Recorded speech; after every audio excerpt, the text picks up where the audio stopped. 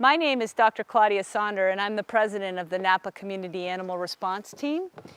We've put together a series of videos describing ways to assess and examine and stabilize small ruminants that you might encounter out in the field, whether you're doing a shelter-in-place mission or an evacuation mission.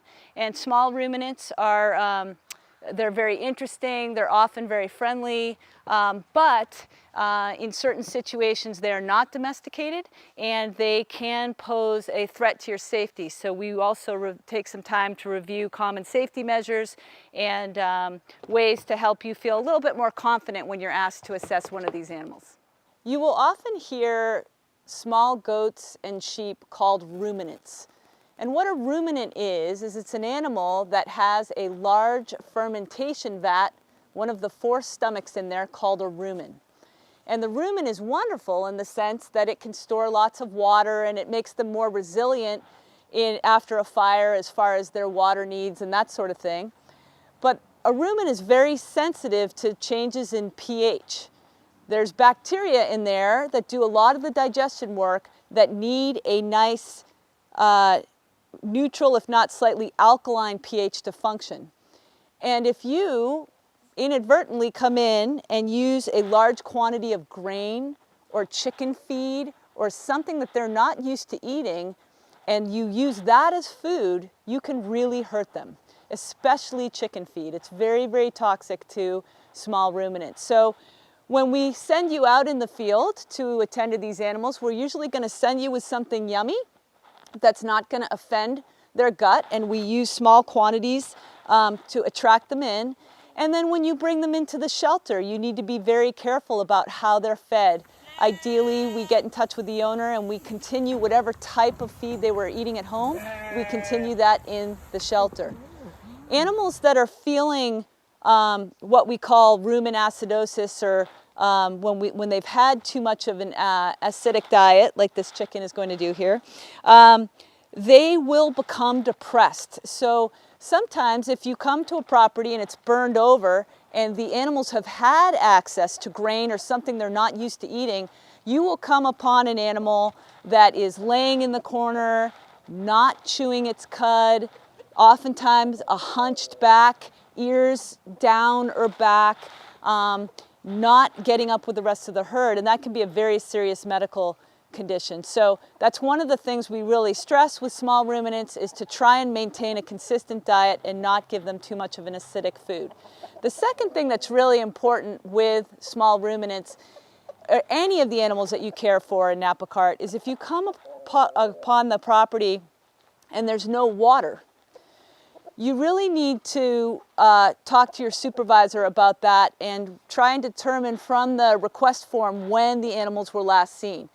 If they haven't had water in a couple days, they're going to be very thirsty, but it's actually dangerous to give them ad lib water or free water, because their body will have concentrated enough salt that you can actually hurt them or give them what we call water toxicity and overload their brain with water. So with small ruminants, with horses, with birds, if you come to a site that has no water available and the animals are very thirsty, stop, have a conversation with your supervisor, and the supervisor will reach out to the veterinarian in charge and make a plan for reintroducing water. It's safe to introduce a cup or two to a small animal like this.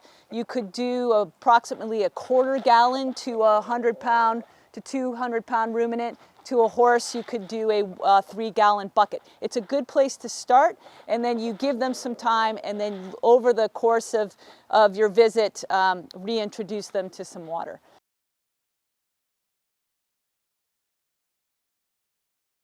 On a shelter-in-place assignment, if you are sent out to look for small ruminants, meaning sheep and goats, oftentimes you need a good strategy to be able to observe the animals from a distance, get a sense of their general welfare, and then attract them up into an area where you can take a closer look.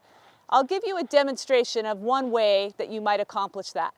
It's never a bad idea to have a little bit of grain in your hand. Not much, a cup or so, because most animals know what that is, and they will come to it. You'll notice I have a lead rope in my hand as well, and I'm going to walk through the gate, and I'm going to talk.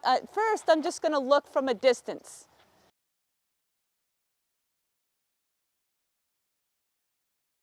And what I'm looking for is, how do the animals look? Do they look painful? Are they limping? Is one staying away from the rest of the herd? Is there evidence that they have been burned over? Is their ground burned over? I look for those sort of things. And then as I approach them, what I'm looking for is a bright, alert animal that comes running to me or that sees me and wants to walk towards me, and ideally that is not limping at the walk, but that looks like it's in good shape. And I'm going to call them and see what they do. Hey guys, look what I have. Look what I have. I've got some food. Yes, I do. And what I see are two very bright animals that come right up for food. I see no evidence of limping. I'm looking at them. I'm looking at their limbs. I don't see any evidence of swelling. Their eyes are open. I don't see discharge. And I have two animals that are very interested in some food. Now, in order to get them to where I can look at them a little more closely, I'm going to navigate so that I can get them into a smaller pen. And one very good trick, if you're needing to capture animals that are relatively domesticated, is to lay a rope around the food, allow them to come to the food, and then you have your animal. So that's one trick if they're relatively domesticated. And these animals appear to be. They know I'm a human. They know I've got good things. So now we'll go ahead and we'll try and catch them.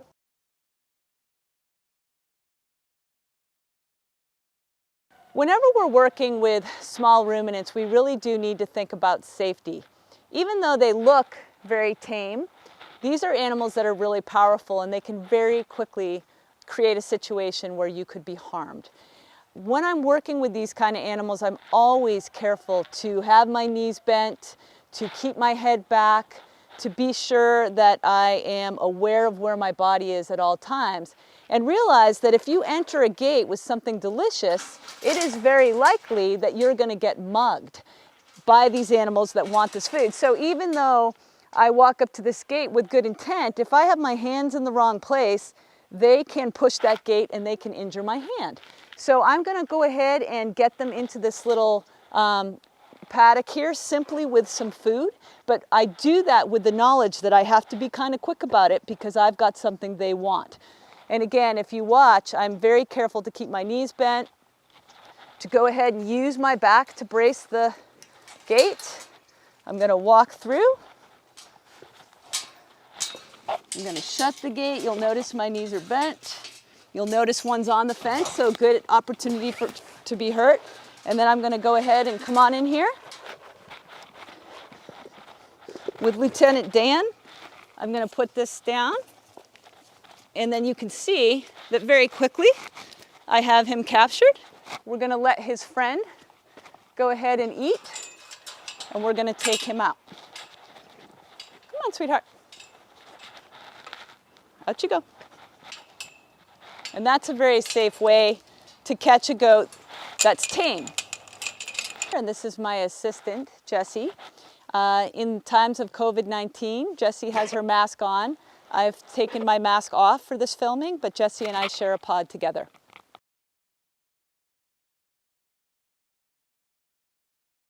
Let's do a quick anatomy review of the goat, just so that we can speak in common terms when we're discussing what you're seeing in the field.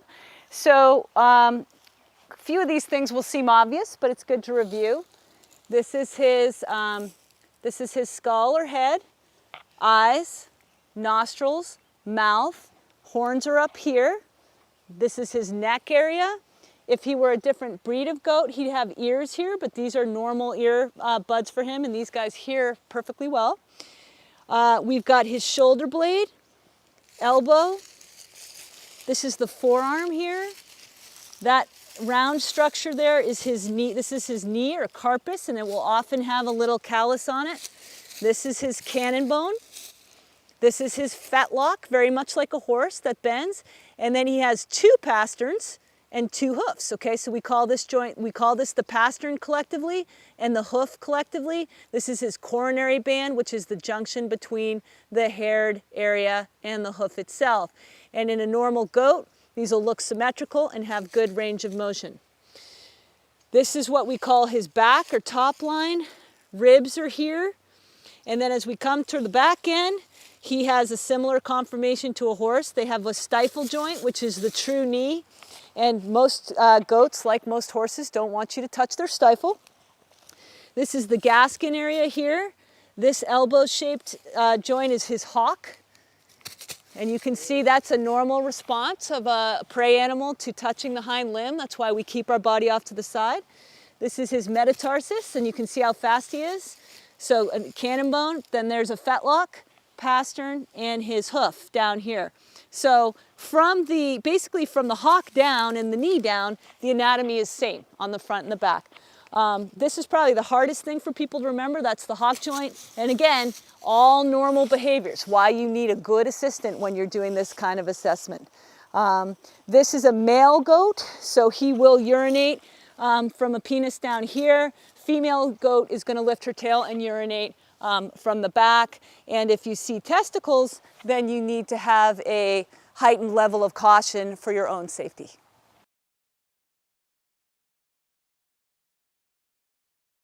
Goats and sheep have very different looking eyes than most people are used to looking at. They have what we call horizontal pupils. So instead of the pupils being round, you're going to see sort of an elongated pupil, and that's very normal. And so it takes some getting used to if you're not used to looking at them.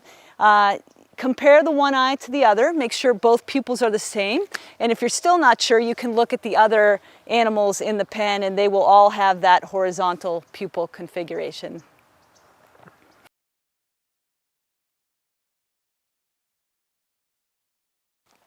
So right now what we're going to talk about is safe handling of a small ruminant. As you can see, Jessie has Dan here and she's got her gloves on. And Dan is a relatively tame goat, and so we're able to look at him without having to use too much restraint.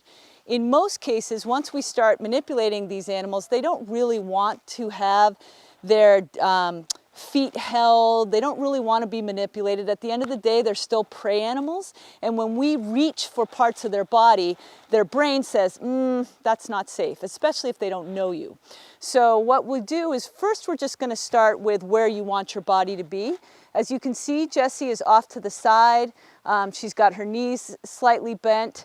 Lieutenant Dan is a La Mancha goat, so he does not have ears. That's a natural variant. There are many different types of goats out there. As you can see, he does have the remnants of horns, and even these small horns can really hurt you. He can put his head down and bop you, and goats will do that. So it's very smart when you're working on goats or approaching goats to make sure that you keep your head off to the side, that you're not right there. You don't want to put your body right in front of a goat. Even though this is a friendly goat, if something scares him from behind, he can jump right over you or onto you. And these little feet are very powerful. Believe it or not, their little hooves are sharp and they can hurt you. So when I'm first looking at a goat, what I try to do is assess their overall comfort level and how bright they are. And you'll often hear us talk about bright, alert, responsive. Is the animal aware of the environment? Is he aware of us? Is he responding to me? As you can see, Dan is chewing his cud right now, which is a common thing that ruminants will do as prey animals. They eat quickly when they feel safe, and then they come back later, regurgitate up the material that's in their large rumen, and they chew it. And it's a real sign of well-being. So when I arrive on scene and I'm trying to assess whether the animals are okay or not, I always feel better when I see them chewing their cud. And it's not unusual, especially for a young ruminant like Dan, to have a little bit of green material coming out of his nose. That's okay. We don't like to see that in horses, but it's okay to see that in a small ruminant. So I look at him, he's bearing weight on all 4 limbs. When I look at his limbs, they're all relatively the same size, meaning I don't see one that's more swollen than the other. If Jesse walks him for just a few steps this way and back, what you'll see is that Dan is not limping. He's able to bear full weight and he's able to follow her, looking around at his environment. If you think of an assessment as a head to tail assessment, we've looked at his nose, we've commented on the fact that he's chewing his cud. Both of his eyes are fully open. There's no tearing, there's no discharge. He doesn't have one that's squinting. He's not coughing, he's not making any noise when he's breathing. And then if I look at his general posture, he looks relatively comfortable. A goat that's experiencing pain will often have a hunched back. They will often be sunken in if they're not feeling well, and he's not showing any of those things. If he had ears, ruminant ears are very expressive like horse ears. They're going to listen to what's going on. But a ruminant that's not feeling well will often send their ears down and back, and we can talk about that on another animal. He won't give us ears today. If you notice on the front end of him, he's got little bald patches on his knees. These are his front knees, or what we call the carpi. That's very normal for goats to have a callus there. They will also sometimes have a callus on their keel bone, which is right up in here. And so if you see those kind of things, that's a variation in normal. If you're not sure, look at the other animals that are there. Another thing you'll notice about Dan is that he is nice and sleek, and that when I touch him, I can just barely make out his ribs and his spine, so he's in pretty good shape. You will see animals in disaster situations that are in poor shape, whose ribs are showing or who have a rough hair coat, and those are things that we make note of, but in disasters it's not a time to concentrate as much on husbandry. It's more important that we just get the animals stabilized. So he's looking quite healthy to me. If I want to look at his feet, as you can imagine, hooves burning is one of the most common things that we see in these animals that have been burned over by a fire. What I do is I ask my assistant to walk them over to a solid structure like a fence. So we'll take Dan over. And again, Dan's very tame. Not all ruminants are going to be this compliant. As you can see, Jessie has her knees bent. She has the goat positioned against the fence. She's got her head back, and she's keeping her feet out from underneath of his feet. So this is a very safe way to restrain a goat. If you've got a very large goat, another option is to take your rope and secure the rope. And this is something, we call this snugging up the animal. So this is a way that you can make sure that you can control the front end of the goat with a snug up.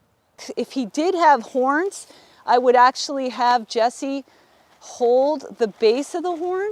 That's not a comfortable thing for the ruminant, but it is the best way to keep the human safe that's doing the exam on the ruminant. So you will notice that Jessie has one hand on the base of the horn and one hand under the chin, and that is a humane way to stabilize that head for an exam. And you can come in now and do what you need to do, and it would be difficult for the goat to tilt its head and hurt you, and you're not putting undue pressure on the goat's horns, which are attached to its skull.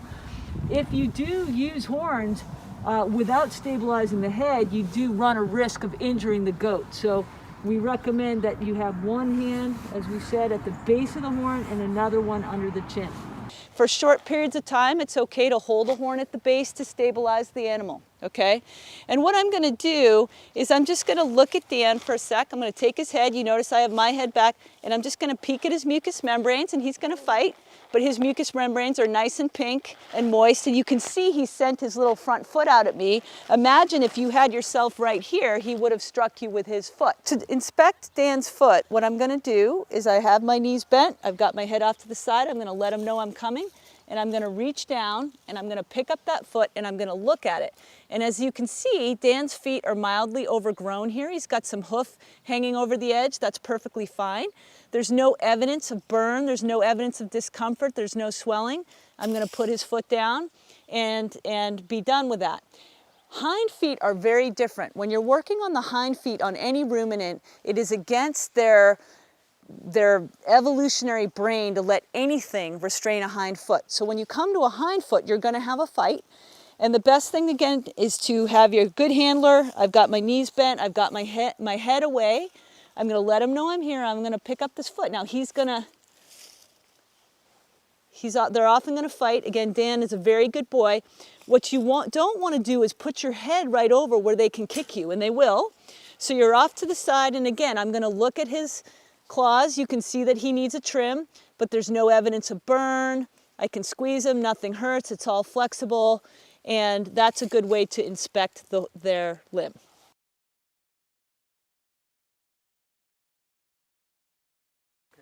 Taking vitals on a ruminant does require a good handler, and again, as you can see, Jessie has Dan up against the fence. She's got her knees bent, light pressure on him. Sometimes less is more with these guys, so if you can get them to just stand quietly, then we let up and let the fence do most of the work.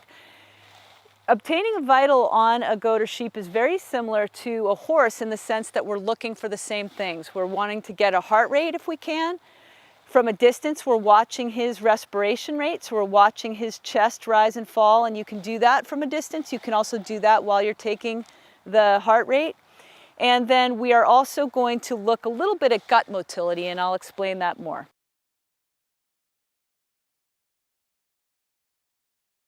So the first thing I'm going to do is I'm going to put my stethoscope on, and remember the stethoscope earbuds are facing forward. So a good rule of thumb to find the heart on a ruminant is to put your hand at the point of their elbow, come up just about an inch, and then send your stethoscope under their triceps musculature. If you do that, you're going to be right over their heart. You can see I'm behind my assistant. I've got my knees bent. I'm going to come right above the elbow. I'm going to listen for 10 seconds, and I'm going to multiply the number of beats I hear by 6. And in the ruminant, their heart rate is very similar to ours. So oftentimes they're going to be around 80 beats per minute. They can be up to 120 beats per minute, and that can be okay. And the sound that you're going to hear is a lub-dub, lub-dub, lub-dub. That's a normal resting respiratory rate for a goat, nice and slow. Here he is. Goats are usually going to be anywhere between 18 and 24 breaths a minute. And that can vary a little bit based on their size. And then I can count again the number of times I see his chest rise and fall in a 10-second period and multiply that by 6, and that will be his resting respiratory rate.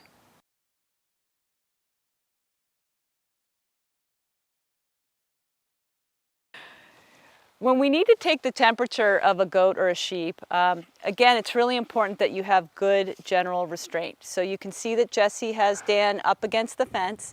And what I'm going to do is I have my thermometer. I've got gloves on. I'm going to approach Dan. I'm going to let him know I'm here. Again, I'm going to keep my knees bent. I'm going to lift up his tail, and I'm going to go ahead and insert thermometer into rectum. Most of these guys aren't going to like that, so as you can see, we're just going to kind of stay off to the side and out of the way, and we're going to wait for the temperature to read digitally. Realize that a normal temperature on a goat is up to 102.5. On a hot day, they can be up to 103.5. I start to worry when they're over 104 and realize a sheep on a hot day will push that limit. Dan's temperature is 101.4, which is quite normal. And so when I'm done, I go ahead and I take the thermometer out, tell him he's a good boy. When we're listening for gut motility in a ruminant, one really easy way to assess their gut and their rumen is if they're chewing cud, you're good. If they're chewing cud, their rumen's working great. If you're not sure, what you do is you feel for the last rib on these guys on the left-hand side. I always work on the left-hand side when I'm doing an exam. And then you pop your stethoscope into that fossa right behind his last rib. And in a normal ruminant, in a 40-second period, they will have a contraction, a primary rumen contraction, that will actually push your hand out of that fossa. And so I track my time on my watch. I'm going to watch for 40 seconds, and then I make sure that during that period of time he has a primary contraction. And you'll feel it because your stethoscope will actually get pushed up and out. And it's happening right now. So he's having a contraction now. My stethoscope's coming up, and then it's going back in. And again, if they're having good rumen contractility, that's a good indicator that they are well hydrated and doing okay.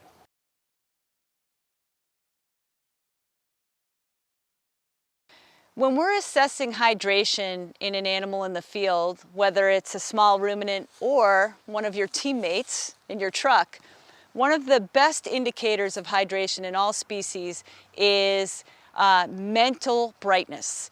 So as people become dehydrated, as humans become dehydrated, they will get less talkative.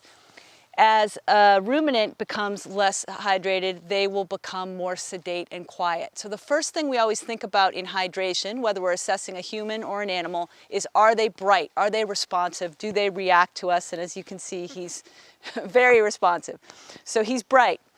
And then I have 4 points that I will check on a small ruminant, just like I will do on a horse. The first is, and we've already talked a little bit about this, I've got his head. I'm just going to lift up his lip. He's got a nice moist mouth, and his gums are nice and pink. That's the first thing I look at. Second thing I'm going to look at on him is his jugular fill. This takes a little practice, but if you hold off his jugular vein and let go on both sides, that area right there where the jugular live is going to fill right up. And that takes some practice, but that's a good indicator. So I'm going to hold it. You can see it rise up. Then you see it fall. So I'm going to hold it off. I'm going to let it go. Third thing I'm going to do is just pinch right over his shoulder blade, and you can see that when I pinch and let go, that skin goes right back down, just like in a horse or other species. So that tells me that he's pretty well hydrated. And then finally, as we discussed before, I will listen to their gut. And the gut, if he's well hydrated, should produce a primary contraction every 40 seconds, which is going to move my stethoscope up out of his fossa, and he's having one right now. Good boy.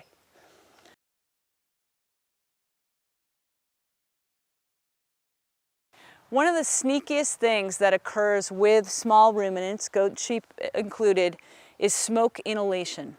Oftentimes, if they are in an environment where the fire burned over, and especially if they have burned feet, it is very likely that they have also injured their lungs. They won't tell you that. They might just be quiet. They might not be coughing. They might not have discharge. They will often be panting. A sheep is going to pant on a 101-degree day. But just to be safe, if I have animals that show evidence of singe or burn over, oftentimes I recommend that you consult with a veterinarian, and we will often put these guys on antibiotics prophylactically just to be safe, because they seem to be, especially sheep, more susceptible to smoke inhalation.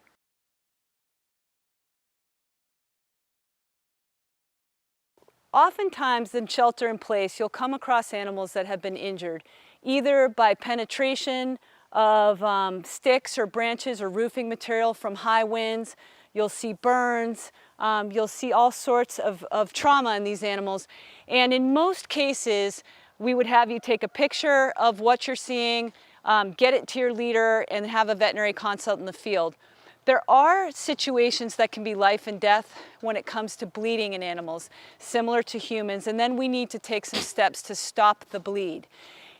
Venous bleeding is your veins are under less pressure than your arteries, and venous bleeding does need to be stopped if it is dripping faster than a leaky faucet. So if you have blood that's sort of running out in fast drips, that is something where we would want to apply pressure, get a wrap on there, and then get the animal stabilized for transport if that is what the veterinarian recommends. Arterial bleeding is coming from an artery which is under high pressure, and arterial bleeding is going to present itself in spurts. So if you arrive and there's spurting blood, that is a life or death situation, and that is a situation where you're going to want to apply pressure with a large wad of 4x4s, which you'll find in your kit, and then get some gauze around that and some of this elasticon over that, and get the animal stabilized again for transport if that is what the veterinarian recommends. There are a few instances where you should have a veterinary consult before you move a small ruminant. Certainly a fractured or dangling leg would be a reason to leave the animal alone, film it from a distance, and consult with a veterinarian, as that might require more help and more stabilization. If you have an animal that has excessive bleeding where there is spurting blood, or blood that's dripping faster than a leaky faucet, you might want to secure that site before loading the animal up. And you can use similar materials as we use in other species to create a pressure wrap onto a site and then go ahead and place a wrap. And we'll demonstrate that here with Dan. We have Jesse restraining. We've got him against the fence. If Dan had horns, we'd either control his horns or keep our heads back. And then to put a light wrap on a goat would be a very similar thing. I'm off to the side, I've got my head back. If we had an injury that was spurting blood or that was dripping faster than a leaky faucet that was generally running, either a venous injury, deep venous injury, or arterial blood, we would use some gauze. We'd be able to go ahead and place a light wrap. You can see that I'm off to the side. You can see that I've got my head back. I'm going to secure this site for travel. And this is something that we would do only in a circumstance where we've consulted with a veterinarian and this needs to be stabilized before we put the animal into a carrier. So we can get a light wrap on. You can see that Jesse's doing a good job restraining him. This is going to be a normal amount of struggle that you're going to see from a ruminant. I've got my wrap on there, and then we're going to go ahead and load Dan up.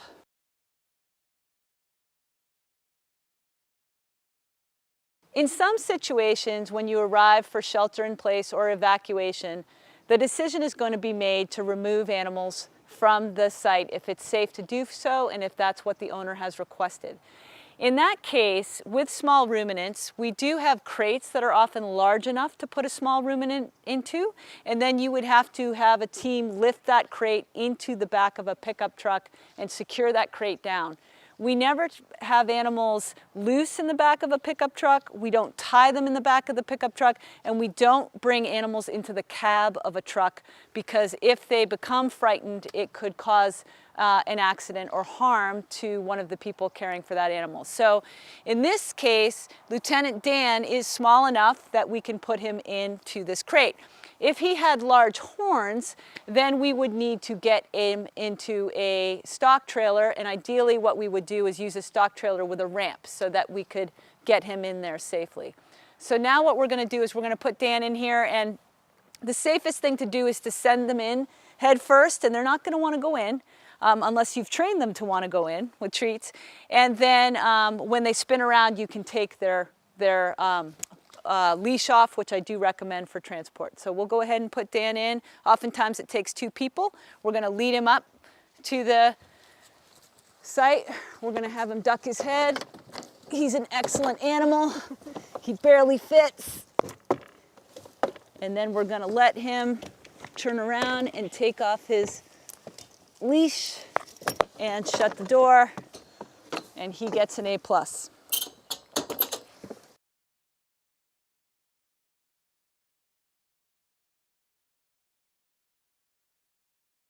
One thing that we have to be really careful about when we're dealing with small ruminants are rams and bucks.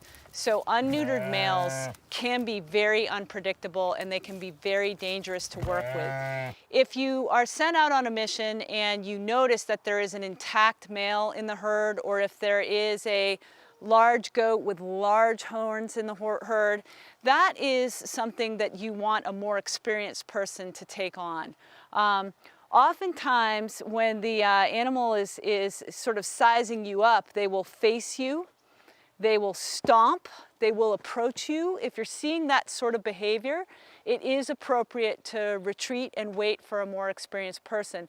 An animal with this kind of mass can really injure you. They can hit you in your joints and hurt your knees. They can take you out from the back. So I'm always very careful around these animals. I keep my knees bent. I usually have heavy work gloves on, and I have a plan to get them into a small area with good help, good experienced help. If you come across this animal and it's bright and alert and it's been chewing its cud and it comes up to feed, there's no reason to handle it. You can just assess it over the fence. It's only if the animal's been burned or injured or there's something on your distant assessment that's making you want to take a closer look that you need to interact with these guys. And if that's the case, make sure and contact your leader for more experienced help.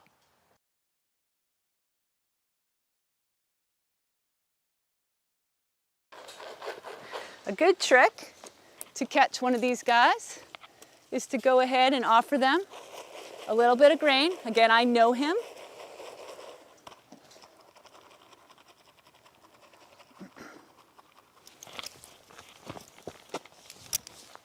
And I've got him.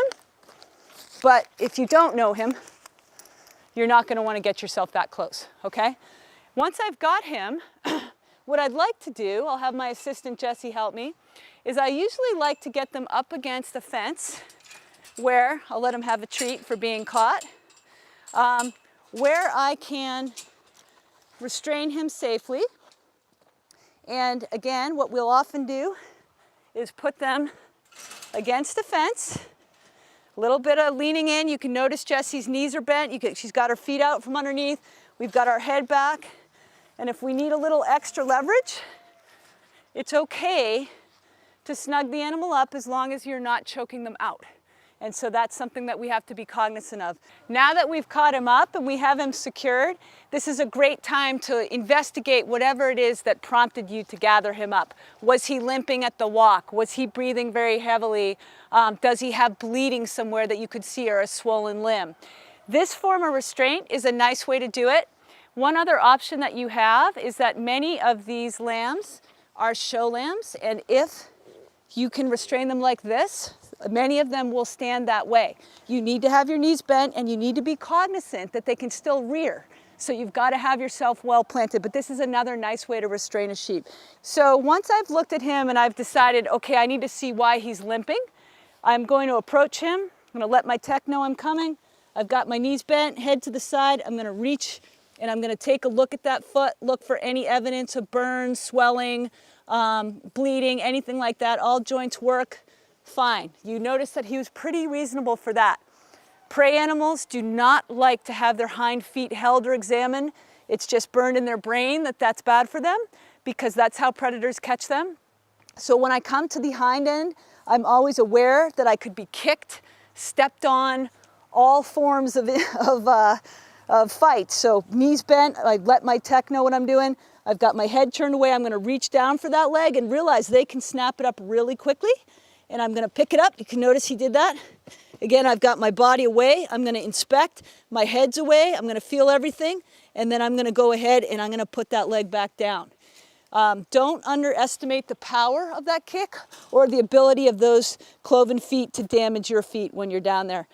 So when I'm going to take his temperature, I'm going to go ahead. I'm going to let my tech know I'm coming. Knees bent. I'm actually going to lean into that fence. So I'm creating a little bit of a squeeze for the animal. I'm going to reach down. I'm going to insert my thermometer and I'm going to wait for that to click. You'll notice I've got my knees bent. I've got my toes out from underneath and I've got myself well positioned so that if he jumps, I'm not relying on him for my own balance. Sheep can be up to 104 on a hot day. They can also really pant, as you can imagine, under a wool coat like this.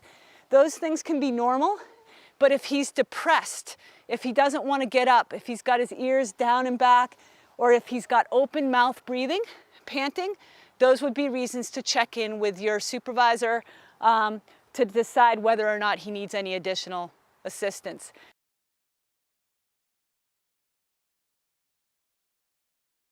Head to toe assessment, very similar as other small ruminants. We're just going to look at those eyes. Are they nice and open? No tearing, no discharge.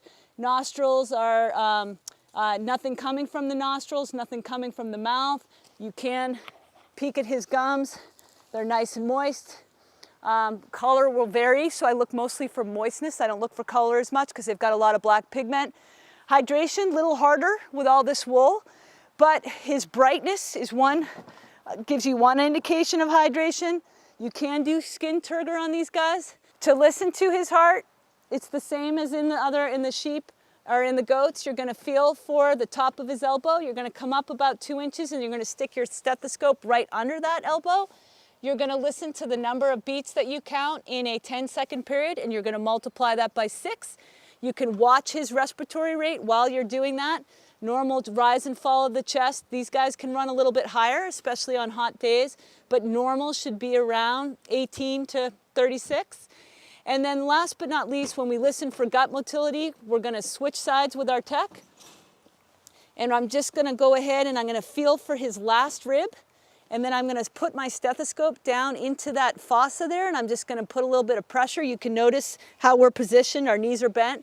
And every 40 seconds, his rumen is going to push my hand out of this fossa. That's called a primary contraction, and that is another good indicator of hydration on this guy.